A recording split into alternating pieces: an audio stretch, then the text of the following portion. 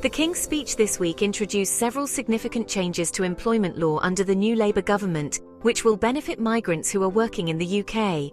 Here are some of the new laws introduced. 0 hours contracts. A ban on exploitative 0 hours contracts will be implemented, ensuring workers have contracts reflecting their regular hours worked, based on a 12-week reference period. This aims to provide more security and predictability for workers. If you are a migrant under 0 hours contract, this is great news for you too. Day 1. Rights. Employees will gain rights to unfair dismissal protection, parental leave and statutory sick pay from their first day of employment.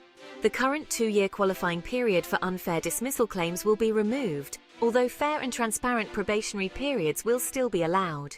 Fire and rehire. The practice of firing employees and rehiring them on less favourable terms will be banned, except in cases where no alternative exists for business viability. This is intended to protect employees from unfair treatment during restructures. Trade union strengthening. New laws will enhance trade union rights, including easier balloting for industrial action, improved union access to workplaces, and a duty on employers to inform workers about their right to join a union. Flexible working will become the default for all workers from day 1, unless not reasonably feasible. This builds on recent changes to flexible working rights introduced earlier this year.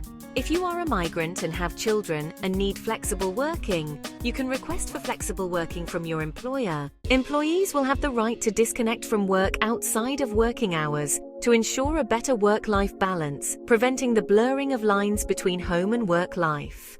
The minimum wage will be adjusted to account for the cost of living, with the removal of age bands to ensure all adults receive the same minimum wage. These changes will take time to be implemented, and we may not see it as law until 2026. But all in all, these are so refreshing for workers in the UK, including migrants.